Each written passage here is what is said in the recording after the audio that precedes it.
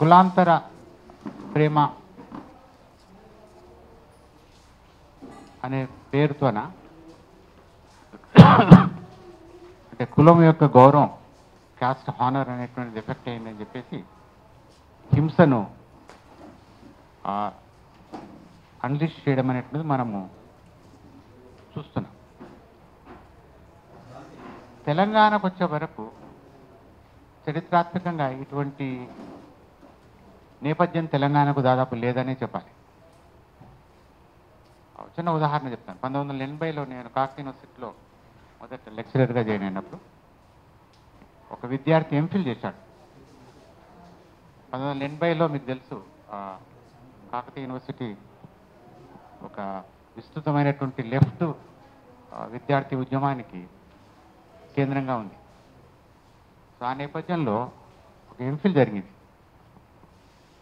దాంట్లో అత్యధికమైనటువంటి కులాంతర వివాహం, చాలా కులాంతర వివాహాలు జరిగాయి. వాటిలో అత్యధికంగా అమ్మాయి బ్రాహ్మణు, అబ్బాయి దళితుడు, లేకుంటే కింది శూద్ర కులాలుగా. కానీ ఇవేవి హింసకు దారితీయలేదు. ఓకే, ఈ ప్యాటర్న్ మనకు 90s వరకు కొనసాగినట్టుగా తెలుస్తుంది. దురదృష్టం ఏంటంటే పరిశోధకులు కూడా ఈ వివాహాలు జరిగిన తర్వాత వాటి భవిష్యత్తు క్రమం ఏ విధంగా ఉందనేది ఎవడు జర్నలిస్టులు చేయరు. జర్నలిస్టులు అయితే ఇది ఒక సంఘటనకు కుదించి వేసి సంఘటనగానే చూస్తారు. మళ్ళీ కొత్త సంఘటన జరుగుతుంది, దాని ఎముడిపోతారు. కానీ ఫాలో అప్ అనేటువంటిది లేదు. అంటే మనం చూస్తున్నటువంటి జర్నలిజం సీరియస్ జర్నలిజం కాదని ఒక అర్థం చెప్పాలి. సామాజిక బాధ్యత ఉన్నటువంటి సైద్ధాంతికంగా జర్నలిజం అనేది ఒక రన్నింగ్ సోషల్ కామెంటరీగా ఉండాలి. ఆ విధంగా సంఘటన మాత్రమే పరిమితంగా పరిశోధన కూడా ఆ విధంగానే జరిగిందని అనుకోవచ్చు. ఇక్కడ ప్రశ్న ఏంటంటే 1980-90లో లేనటువంటి రియాక్షను ఈరోజు తెలంగాణలో ఎందుకు జరుగుతుంది? దీన్ని అడ్రస్ చేయాలంటే ఒక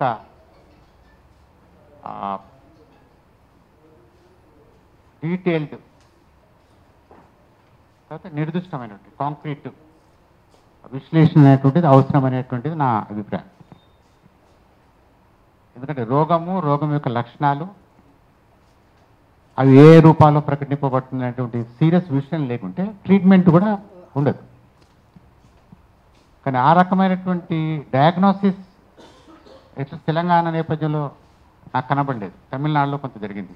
ఉదాహరణకు ఈ మధ్యన ఎకనామిక్ అండ్ పొలిటికల్ వీక్లీ ఒక పెద్ద వ్యాసాన్ని తమిళనాడును, బహుశా 2 మిత్రులు వస్తారు తమిళనాడు నుండి, అనుకోకుండా మేము కలుసుకున్నాం ఒక సెమినార్లో. సో ఇన్వైట్ చేశాను, లక్ష్మణ్ వస్తాను.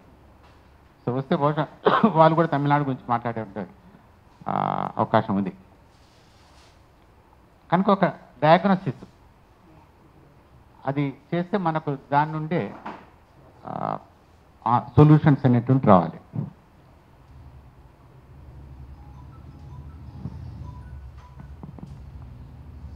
మనకు తెలుసు భారత సమాజంలో ముఖ్యంగా ఎమర్జెన్సీ అనంతరం చాలా గణనీయమైనటువంటి సామాజిక, ఆర్థిక, రాజకీయ మార్పులు దేశంలో వివిధ ప్రాంతాల్లో చాలా స్పష్టంగా కనబడతాయి. అన్నీ ఒకే రకంగా లేవు, ఒకే విస్తృతతో లేవు, ఒకే తీవ్రతతో లేవు. చాలా అన్ఈవన్నెస్ ఉంది, అన్ఈవన్ డెవలప్మెంట్ అనేది ఉంది. కనుక అన్నిటిని ఒకటే ఘాట్లో వేయడానికి వీల్లేదు. కాబట్టి ఒకటి మనం గమనించాల్సిన విషయం ఏంటంటే ఎమర్జెన్సీ అనంతరము ఒక పెద్ద ఎత్తున విద్యాలయాలకి, కాలేజెస్లోనికి, యూనివర్సిటీస్లోనికి కింది కులాల యువకులు ప్రవేశించడం అంటే మనకు కనబడుతుంది. భారతదేశంలో ఉన్నటువంటి ఉన్నత విద్యా రంగం ఉండేటువంటి సామాజిక నేపథ్యం, సోషలాజికల్ నేచర్ ఆఫ్ ఎడ్యుకేషన్. మనం ఇంటర్మీడియట్ను కూడా హైయర్ ఎడ్యుకేషన్లో కలిపితే ఇంటర్మీడియట్ నుండి అంటే అంతవరకు స్కూల్ వరకే ఆగిపోయేటువంటి నేపథ్యం ఉన్నటువంటి విద్యార్థులు పెద్ద ఎత్తున యూనివర్సిటీలో ఉంటారు. దీంతో సోషల్ ఆస్పిరేషన్స్ కూడా నేచురల్గా పెరుగుతాయి.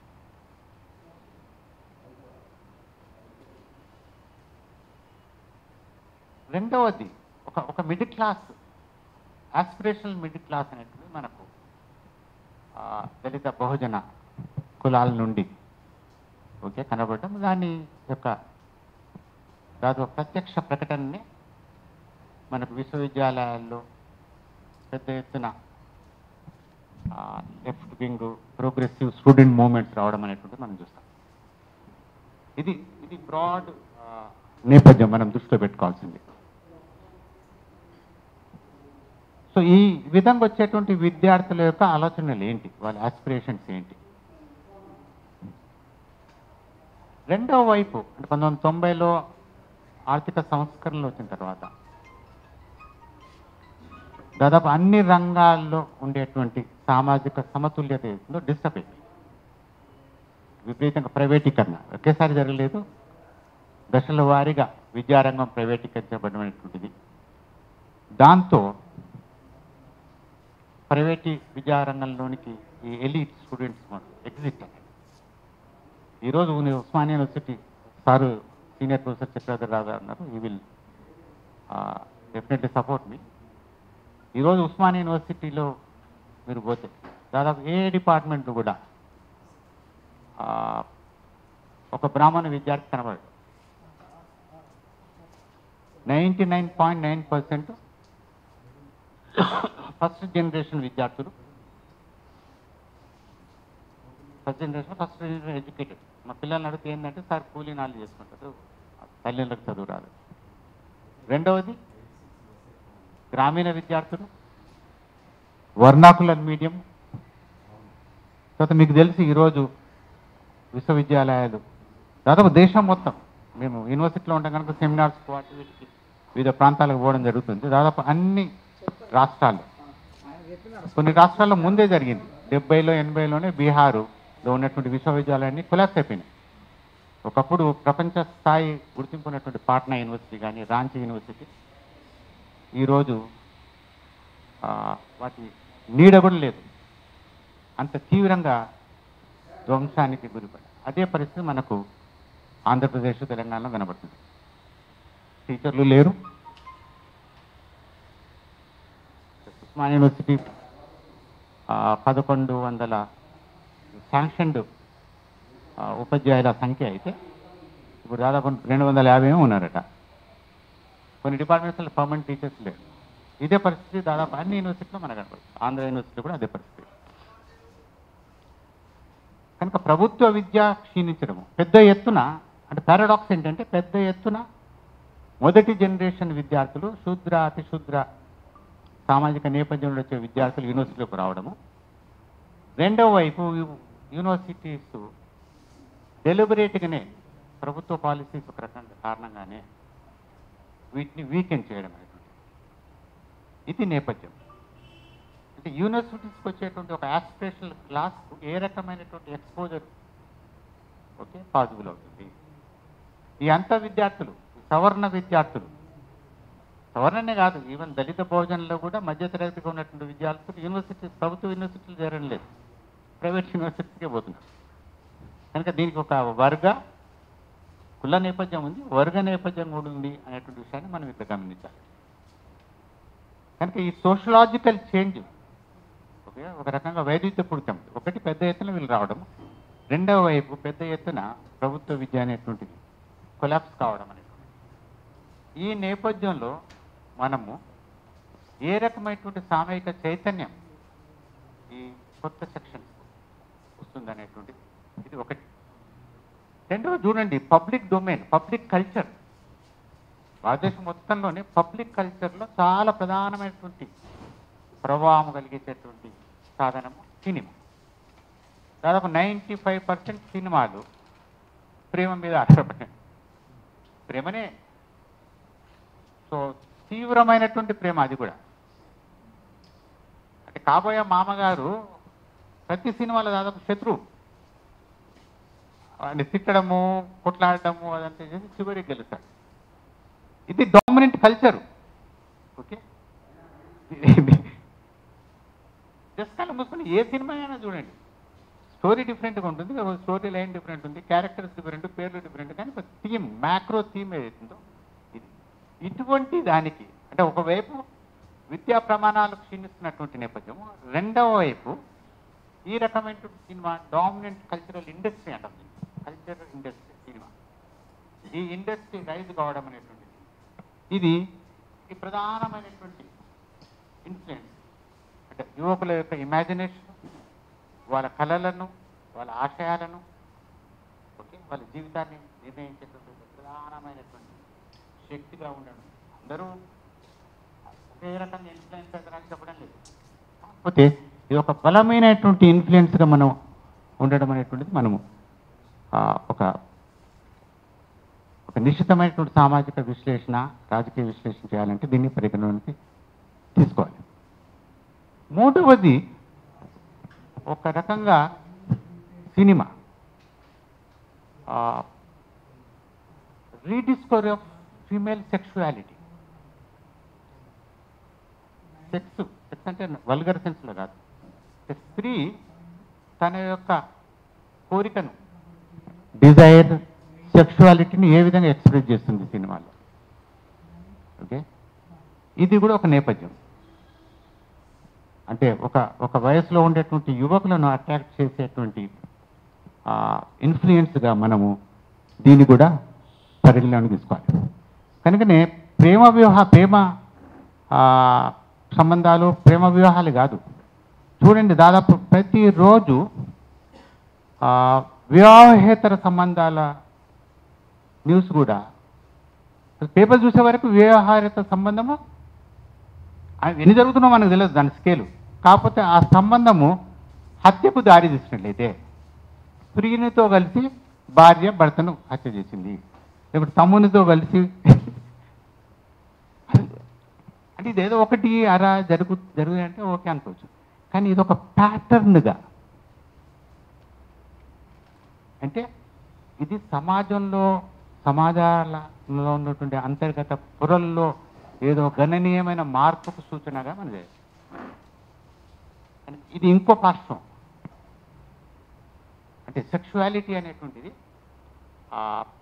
ఏ కారణాల వల్ల, అంటే స్త్రీ స్వేచ్ఛ, వి ఆల్ అగ్రీ, కాకపోతే అది వాయిలెంట్ ఫామ్లో, ఈ డిస్టార్టెడ్ అంగీకార యోగ్యంగా అనేటువంటి ఫామ్లో ఎందుకు ఇది ప్రకటింపబడుతుంది, ఆగి దీన్ని విశ్లేషించాల్సినటువంటి అవసరం ఉంది అని నేను అనుకుంటున్నాను. అందుకని ఇవన్నీ ఒక రకంగా వివాహ వ్యవస్థ, భారత వివాహ వ్యవస్థ, ప్రపంచంలో ఎక్కడైనా వివాహ వ్యవస్థ ఎండోగమీ అంటే యాక్సెప్టబుల్ కేటగిరీల మధ్యనే పెళ్లి జరగాలి.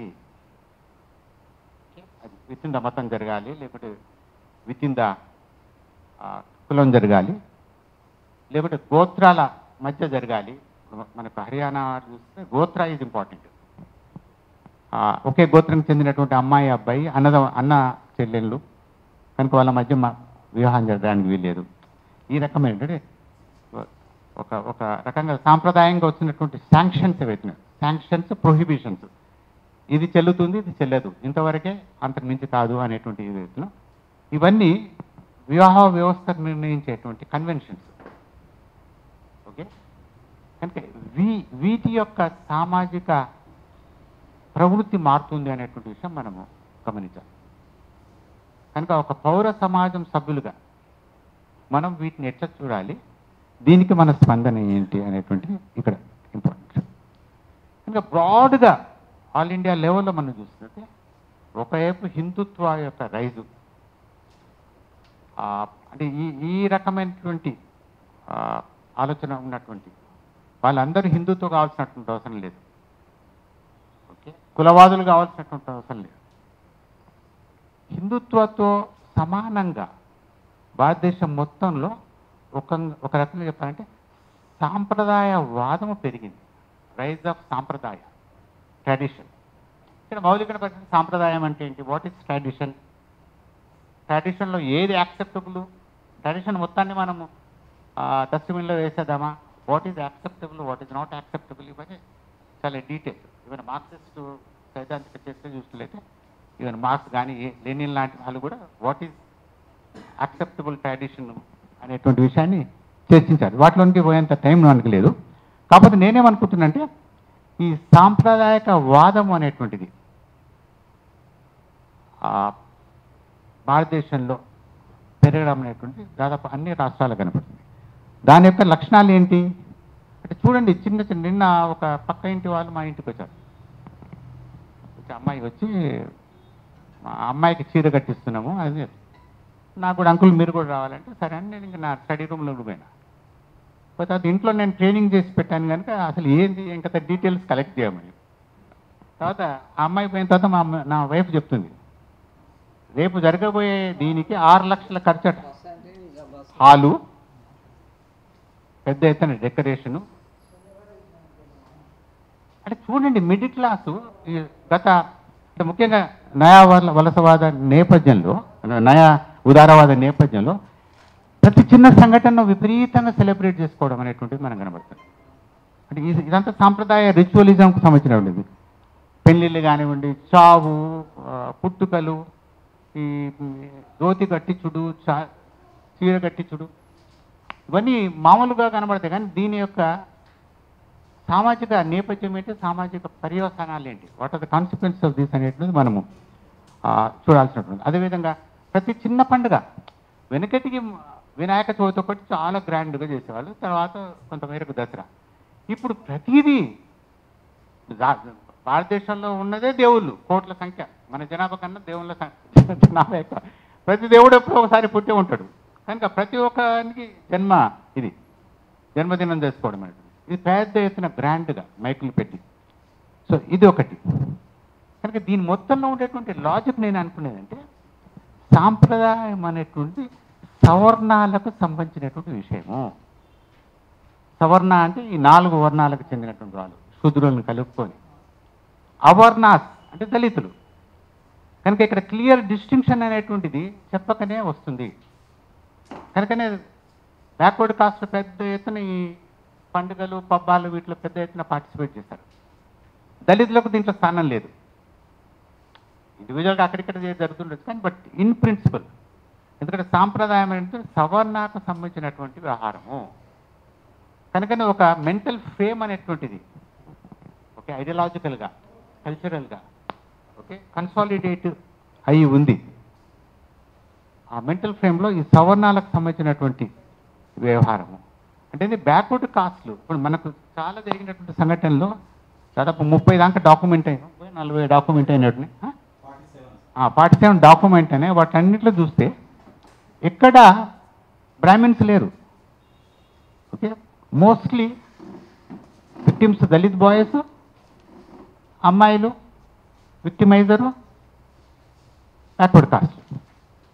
అంటే ఏంటి, ఒక నియో బ్రాహ్మినికల్ సవర్నైజేషన్ ఆఫ్ ద బ్యాక్వర్డ్ కాస్ట్ అనేట్టు జరిగింది. వీళ్ళే పొటెన్షియల్గా యాక్చువల్లీ ఆ potentially support base of the Hindutva and RSS ఫ్యూచర్లో.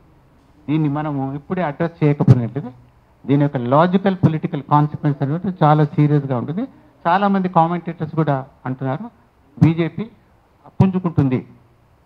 ఓకే, కొన్ని మిస్టేక్స్ వలన లాస్ట్ ఎలక్షన్లో అది అనుకున్నంత పర్ఫార్మెన్స్ చేయలేదు. కాకపోతే కంఫర్టబుల్, కన్వీనియంట్ కంజెక్చర్స్ ఏర్పడితే డెఫినెట్గా అది అవుతుంది అనేటువంటిది. కనుక ఈ నేపథ్యం, ఈ సాంప్రదాయవాద యొక్క రైజు నేపథ్యంలో మనము ఈ పరువు హత్యలు చూడాలి. ఇది ఒకటి. రెండవది coming to the Telangana specificity. మనం తెలంగాణ ఉద్యమ పూర్వ దశ, తెలంగాణ ఉద్యమ, తెలంగాణ రాష్ట్ర ఏర్పాటు అనంతర దశగా మనం ఒకవేళ డివైడ్ చేసినట్లయితే తెలంగాణ ఉద్యమం ఒక multi caste, multi class, multi community popular movement. Okay, ఒక్కసారి టీఆర్ఎస్ ప్రవేశించిన తర్వాత ఈ మూమెంట్కి ఉన్నటువంటి నైజము క్వాలిటేటివ్గా చేంజ్ అయింది. అంతవరకు సామాజిక స్ఫూర్తితో ఉన్నటువంటి తెలంగాణ ఉద్యమము భౌగోళిక తెలంగాణ ఉద్యమంగా రాజకీయ ఉద్యమంగా మార్చడము టీఆర్ఎస్ సక్సెస్ అయింది. కనుక ఏ ఏ ప్లాట్ఫామ్స్ పైన ఏ ఏ ఆధారాల పైన అయితే రాజకీయంగా మొబిలైజ్ చేయగలమో వాళ్ళ ఆ రూపాల్లో ఆ ప్రమాణాల పైన ఆర్గనైజ్ చేయడం అనేటువంటిది మనకు తెలంగాణ ఉద్యమంలో కనబడుతుంది. దాంట్లో టీఆర్ఎస్ డైరెక్ట్గా ఉందా అని లేదు. టీఆర్ఎస్ జేఏసీ రూపంలో వచ్చి ఎన్నో రూపాలు ఉన్నాయి టీఆర్ఎస్కు. ఓకే, మిత్రులన్నట్టుగా మేధావి రూపం కూడా ఉంది. విద్యావంతుల వేదిక అని ఉంది, దాంట్లో ఒకటే ఒక సగం విద్యావంతులే ఉన్నారు దాంట్లో, అది వేరే విషయం. సో రకరకాల రూపాల్లో టీఆర్ఎస్ యొక్క రాజకీయాలు భావజాలము అనేటువంటిది మనకు తెలంగాణ ఉద్యమంలో ఒక బలమైనటువంటి ప్రభావంగా మనకు కనబడుతుంది. కనుకనే మేమే తెలంగాణ తెచ్చినాం అంటాం. సో దీంట్లో ముఖ్యంగా మిత్రులు అన్నట్టుగా కుల సంఘాల పాత్ర, జేఏసీ కుల సంఘాల జేఏసీలు పెట్టేసి ఓకే, ఒక గ్రామంలో అయితే దాదాపు ఒక 1 year రోజు ఒక్కొక్క రోజు ఒక కులం రావడము, అక్కడ తమ వృత్తిని చేస్తూ తెలంగాణ ప్రచారం చేయడం అనేటువంటిది. కనుక కుల సంఘాల యొక్క ప్రాధాన్యత పెరగడం అనేటువంటిది ఇదంతా ఏంటి తెలంగాణ పేరు మీద. కానీ దీని యొక్క సామాజిక పర్యవసానాలు ఏంటి, సోషల్ ఇంపాక్ట్ ఏంటి, కాన్సిక్వెన్సెస్ అనేది మనం అప్పుడు ఆలోచన చేయలేదు. ఇప్పుడు మనము రిట్రాస్పెక్ట్గా చూసినట్లయితే, పోస్ట్ ఫ్యాక్ట్ చూసినట్లయితే ఇంత డేంజరస్ కాన్సిక్వెన్సెస్ దారిస్తుందా అనేటువంటిది మనం బహుశా ఈ చంపే కులాల్లో చాలా మటుకు టీఆర్ఎస్తో సంబంధం కూడా ఉందేమో మనకు తెలియదు. ఎంపిరికల్గా దీనికి ఉండేటువంటి పొలిటికల్ పార్శ్వమెంట్ అనేది కూడా, పొలిటికల్ పార్టీ పార్శ్వమెంట్ అనేది కూడా మనం చూడాల్సినటువంటి అవసరం ఉందని నేను అనుకుంటున్నాను. మూడవది, తెలంగాణ ఏర్పడిన తర్వాత చూడండి ప్రభుత్వం యొక్క పాలసీస్ అన్నీ ఓకే, గొర్రెలు చేపలు అంటే ఏ కుల వృత్తులు ఏవైతున్నావో వాటికి అవి సరఫరా చేయడం అనేటువంటిది. ఓకే, కులాల వారీగా హాస్టల్స్ స్కూల్స్ ఏర్పరచడం, జిల్లాకు ఒక స్కూలు, ఉన్న స్కూల్స్ అన్నీ డిమాలిష్ అయిపోతున్నాయి, జిల్లాకు ఒక స్కూలు, ఏమంటుందని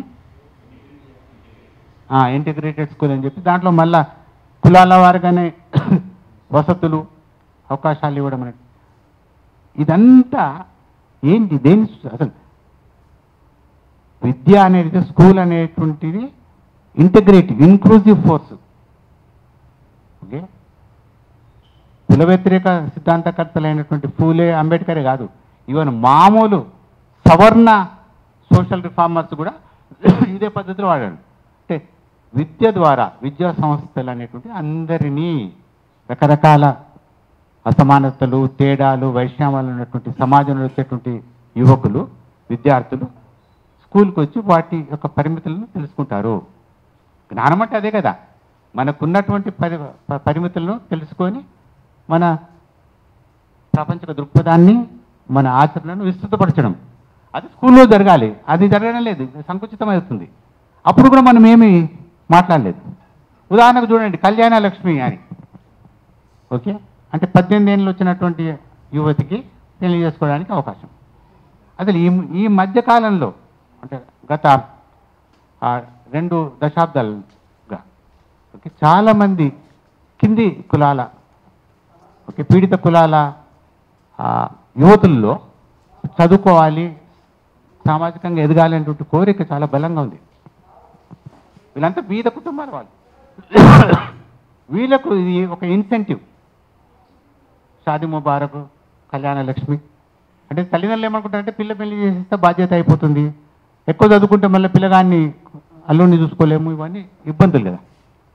సో ఇది వాస్తవ సామాజిక నేపథ్యం అయినప్పుడు వాళ్ళకు విద్యకు సహకారం చేయకుండా వివాహానికి సహకారం చేయమనేటువంటి దురదృష్టకథ. నేను కొంతమంది మనకు తెలిసినటువంటి ఫెమినిస్ట్ మిత్రులతో కూడా అన్నాను, అసలు మీరు పెద్ద ఇష్యూ చేయాలి కదా, ఇది ఒక పెద్ద సీరియస్ ఇష్యూ.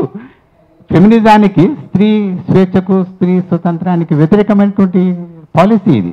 కానీ ఎవరు నాకు తెలిసి, నాకు తెలియకపోతే నన్ను కరెక్ట్ చేయండి, కానీ నాకు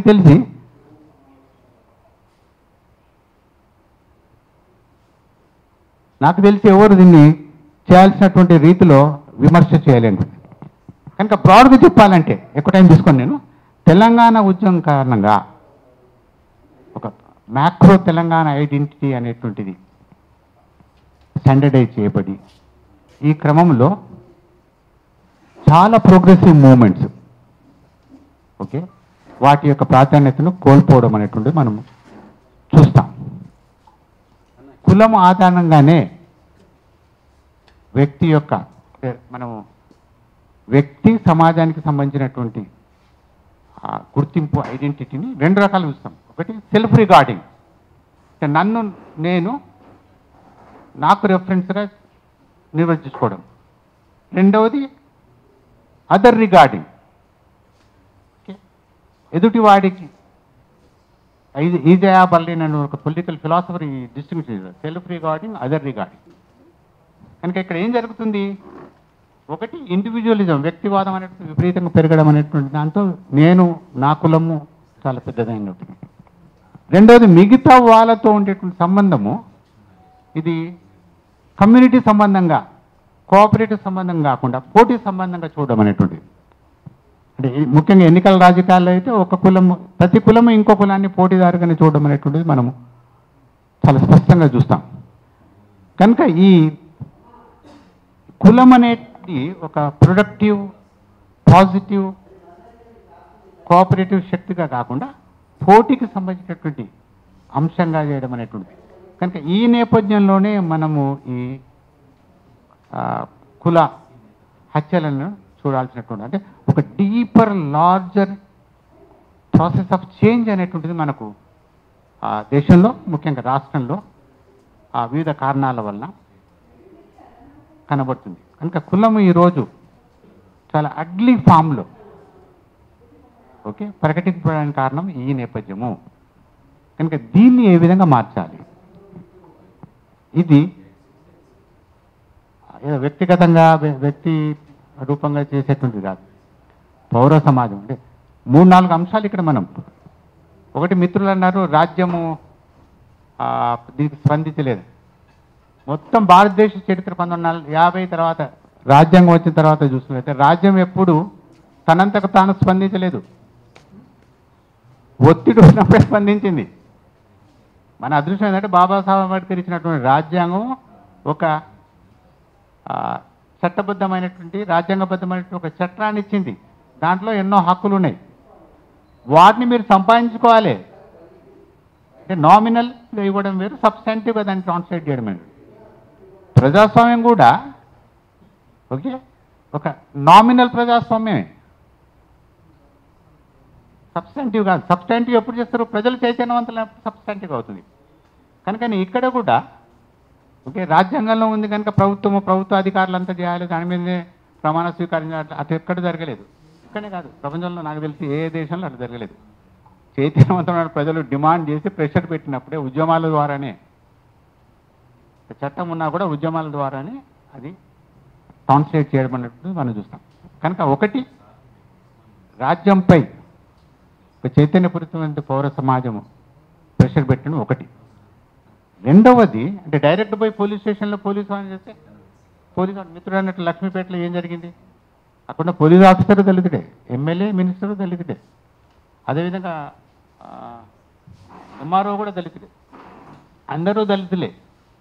మరి ఎందుకు రావడం లేదు అంటే వాళ్ళు ఎవరి కిందనో పనిచేస్తున్నారు. కనుక ఈ స్ట్రగుల్ అనేటువంటిది, ఈ చైతన్యము స్ట్రగుల్ అనేటువంటిది 3-4 దొంతరలో జరగాలని నేను అనుకుంటున్నా. ఒకటి పౌర సమాజాన్ని చైతన్యపరచడము, ప్రశ్నలు అడగడం అనేటువంటి ఒకటి. పౌర చైతన్యపరచడం అంటే మనము ఈ ఫ్యాక్ట్ ఫైండింగ్ ఇక్కడ నుండి పోవాల్సిన అవసరం లేదు, అక్కడనే ఫ్యాక్ట్ ఫైండింగ్ చేసేసి దాన్ని స్కేలప్ చేయడం అనేటువంటిది. అంటే మొత్తము సమాజము గమనిస్తుంది, చూస్తుంది, నిద్రపోతలేదు అని అన్నప్పుడు ఆబ్వియస్లీ నేరం చేసేవాడు కూడా జాగ్రత్త పడతాడు. దాని అర్థం నేరం తగ్గుతుంది, నేరము పూర్తిగా మారుతుంది కాదు, మాయం కాకపోవచ్చు, కానీ అట్లీస్ట్ వాడు ఒళ్ళు జాగ్రత్త పెట్టుకొని ఉంటాడు. అంత మేరకు ఒక అచీవ్మెంట్ ఒకటి.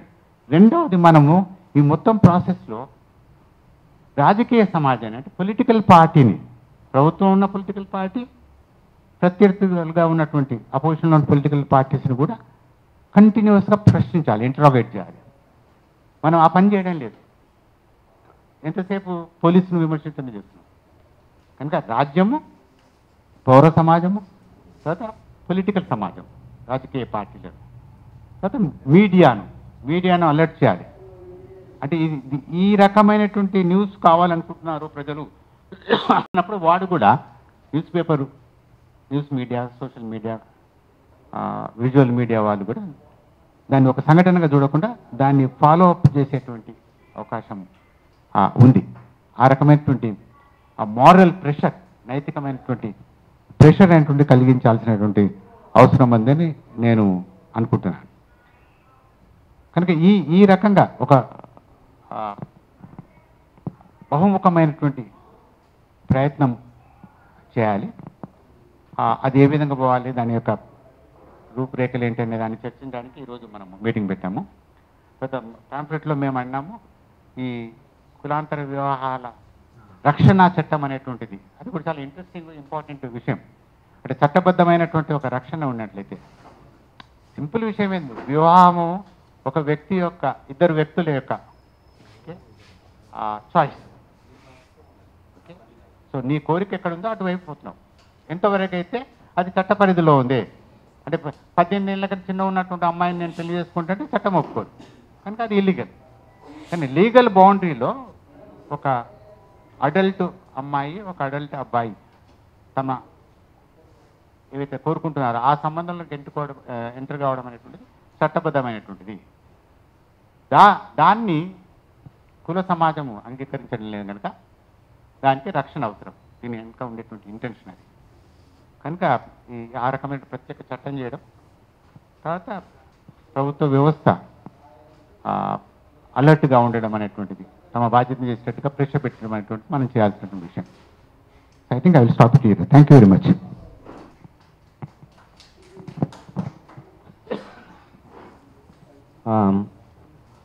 శ్రీనివాసులు గారికి ధన్యవాదాలు.